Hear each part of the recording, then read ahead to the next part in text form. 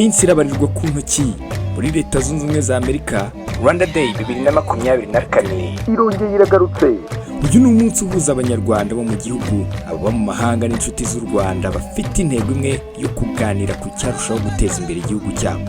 Nawe rero iyandikisha unyuze kuri wa@rwandaday.rw kugira ngo nawe tuzahurire i Washington DC.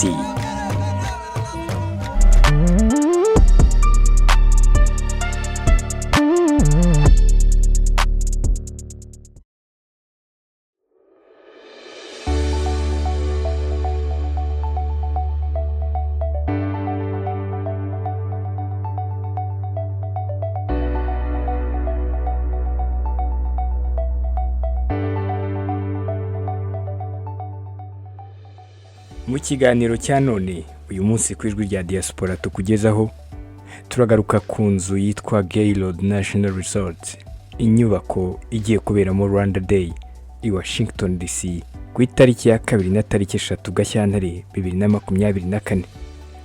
Iyi nyubako yitwa Gaylord National Resort and Convention Center, ni inyubako ibarizwamo hoteli ndetse n'ibyumba byakira inama, iherereye ahitwa National Harbor muri Leta Zunze Ubumwe za Amerika.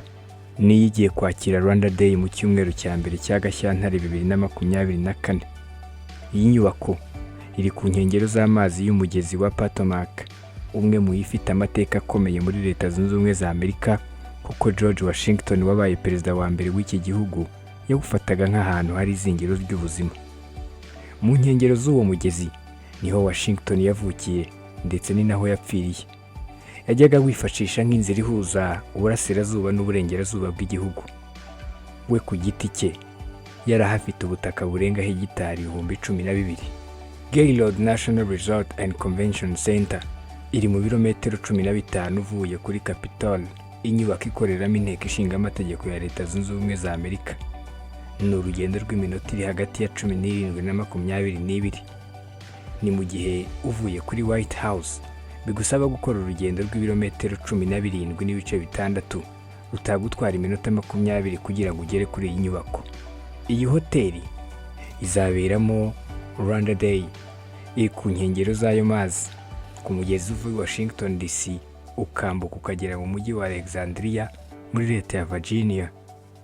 Ni hoteli igenzurwa na Gaylord Hotels, ishami ry'ikigo gikomeye mu mahoteli cyitwa Ryman Hospitality Properties, yahoze mu maboko ya Marriott International mu myaka yashize. Gaylord National Resort and Convention Center yafunguwe ku itariki ya 2 Mata muri 2008 nk'inyubako ishobora gukoreshwa mu buryo butandukanye, harimo ibiro, amacumbi yo guturamo ndetse n'amaguriro. Yuzuye itwaye miliyoni zigera kuri 870 z'amadolari. Ifite ibyumba 2,000 abantu bararamo, ibyumba 95 biberamo inama ndetse n'ubuso bwa metero kare 49 n'ibice 929 ushobora gukoreshwa yakira inama. Ifite resitora 7 n'ibindi, abakozi bayikoramo barenga 2,000. Ifite amagorofa agera kuri 19, ibintu bituma umuntu uyirimo abareba neza umugezi wa Potomac. Iyi nzu yabereyemo ibikorwa bikomeye muri politiki ya Leta Zunze Ubumwe za Amerika, kuko muri 2011 yakiriye inama ya komite y'ishyaka ry'abarepublicain yatorewemo umuyobozi waryo. Muri mwaka kuva muri 2011 niyo yakira irushanwa ryo ku rwego rw'igihugu ryo kurushanwa mu kuvuga. Muri 2014 yakiriye inama yo ku rwego rw'igihugu y'ishyirahamwe ry'abanyeshuri biga ikoranabuhanga. Kuva mu 2012 yakira kandi serukiramuco ryitwa Magfest, rihuza abakina imikino ikinwa hifashishijwe ibikoresho by'ikoranabuhanga, ibyo mu rurimi rw'icyongereza bita video games. Ngiyi inzu igiye kwakira Rwanda Day tariki 2 na tariki 3 z'ukwezi kwa Gashyantare muri uyu mwaka turimo 2024. Nitwa Simeon Stizo Muhumuza. Iyo ukurikiye ni One Nation Radio, ijwi rya diaspora.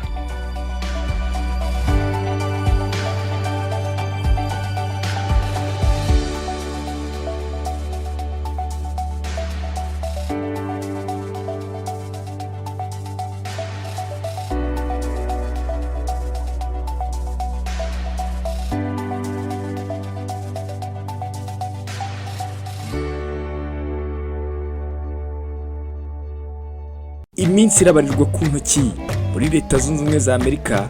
Rwanda Day 2024 irongeye iragarutse. uyu ni umunsi uhuza abanyarwanda bo mu gihugu, abo mu mahanga n'inshuti z'u Rwanda bafite intego imwe yo kuganira ku cyarushaho guteza imbere igihugu cyabo. Nawe rero iyandikisha unyuze kuri wa#Rwanda Day rwa kugira ngo nawe tuzahurire i Washington DC